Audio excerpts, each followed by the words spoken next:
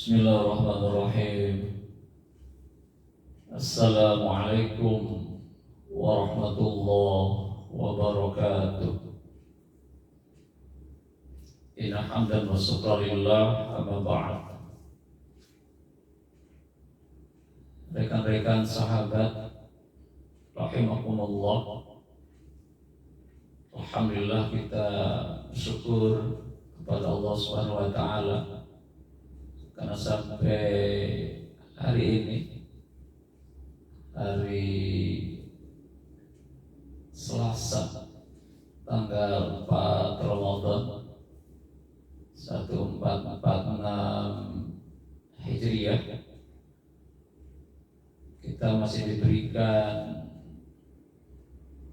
rahmat dan nikmat oleh Allah berupa hidayah iman dan Islam dan sehat walafiat, yang kita masih mampu melaksanakan ibadah puasa Ramadan, dan kita dapat berjumpa kembali dalam kajian rutin setiap sore hari. Itu kajian Ramadan berupa kuliah Ramadan yang membahas tentang hal-hal yang berkaitan dengan ibadah puasa Ramadan. Pada hari kemarin telah kita bahas Al-Quran surah Al-Baqarah 183 yang menjadi dasar hukum perintah berpuasa bagi orang-orang mukmin, dengan tujuan untuk membentuk pribadi yang bertakwa kepada Allah Subhanahu wa taala. Dan bila kita akan bahas pada hari ini Al-Quran surah Al-Baqarah 184. A'udzu billahi minasyaitonir rajim. Bismillahirrahmanirrahim.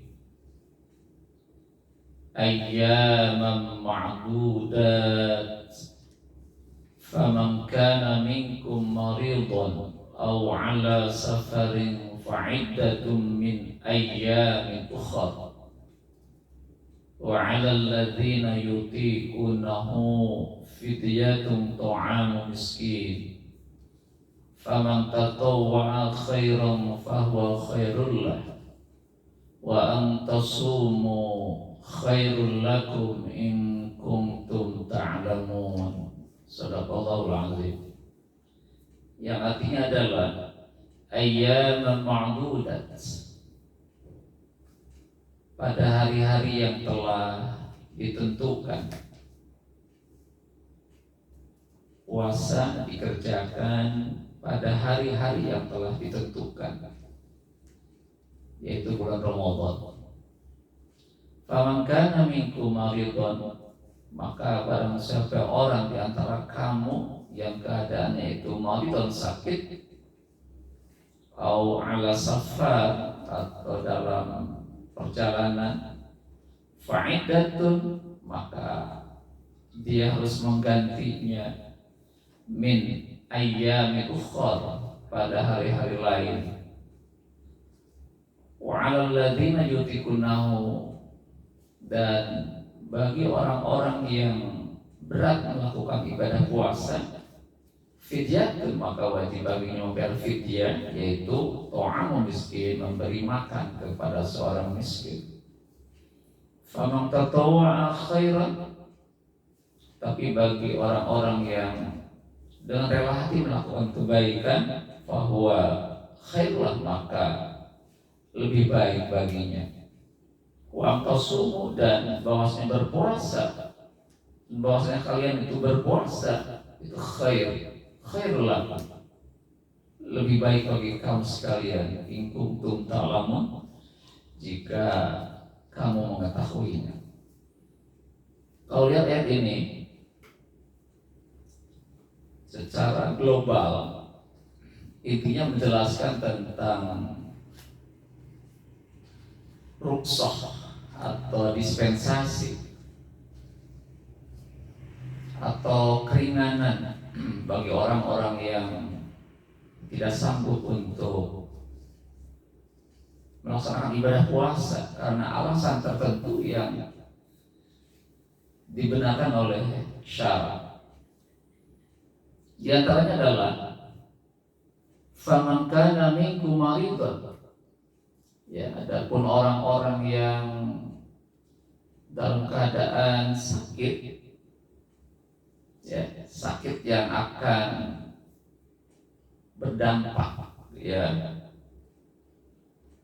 mengganggu kondisi jiwanya dengan berpuasa, kemudian dia bertambah parah sakitnya dan mengancam jiwanya, maka boleh dia berbuka atau tidak berpuasa. Tapi kalau sakit yang sangat ringan, hanya sekedar batuk, pilek, ya, atau korengan yang tidak akan mengganggu kondisi jiwanya, maka tidak ada kebolehan untuk berbuka di situ.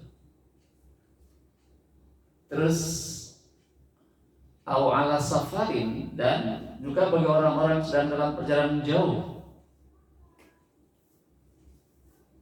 itu pun boleh untuk berbuka atau tidak berpuasa. Dan di sini para ulama fikih itu memberikan satu batasan, ya, batasan tentang jarak tempuh safar itu. Dikatakan kisaran 83 km jarak perjalanan orang itu.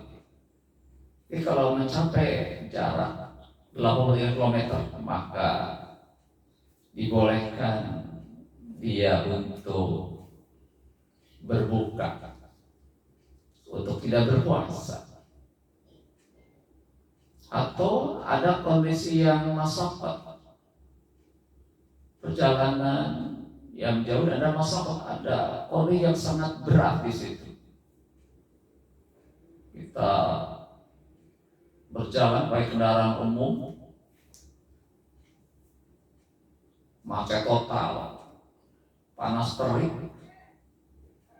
dan hampir-hampir kondisinya sangat kritis, dapat terjadi dehidrasi, kekurangan cairan. Maka karena kondisi masyarakat di situ berat, maka itu pun dibolehkan untuk berbuka atau tidak berpuasa. Nah, maka untuk kondisi yang sakit atau safar dalam perjalanan jauh, maka dia dibolehkan untuk berbuka, tetapi dia diwajibkan untuk mengqadha, menggantinya. Kapan? Fa'iddatun min ayyamin ukhra, menggantinya pada hari-hari yang lain setelah Ramadan selesai, ya, setelah bulan Syawal, maka di sana diwajibkan untuk mengqadha, menggantinya pada hari-hari yang lain, sejumlah hari yang dia tinggalkan untuk tidak berpuasa. Kemudian yang berikutnya, rukhsah bagi orang-orang yang berat berpuasa. Wa 'alal ladzina yutiqunahu, dan bagi orang-orang yang berat untuk berpuasa, misalkan karena faktor usia lanjut, ya, faktor usia lanjut, dia tidak mampu untuk berpuasa, atau sakit menamun yang dia pun tidak sanggup untuk berpuasa, atau wanita yang sedang hamil, kemudian hamil lagi, ya, atau sedang terus menyusui, itu boleh tidak berpuasa, tetapi dia harus fidyah, membayar fidyah, ya, yakni ta'am miskin, memberi makan kepada orang-orang miskin, ya, 1 hari memberi makan pada satu orang miskin. Ya kalau orang makan sehari 2 kali, standarnya ya kalau makan standar itu taruhlah 15.000 kali 2 kali makan kali jumlah hari yang dia tinggalkan berpuasa, taruhlah 30.000 kali 30 hari misalkan, itu bisa mencapai angka 900.000 ya. Atau mungkin kondisi makan yang lebih baik lagi, 20.000 satu kali makan kali 2 kali makan 40 kalikan 30 hari 1 bulan, itu mencapai angka 1,2 juta. Itu fidyah seperti itu.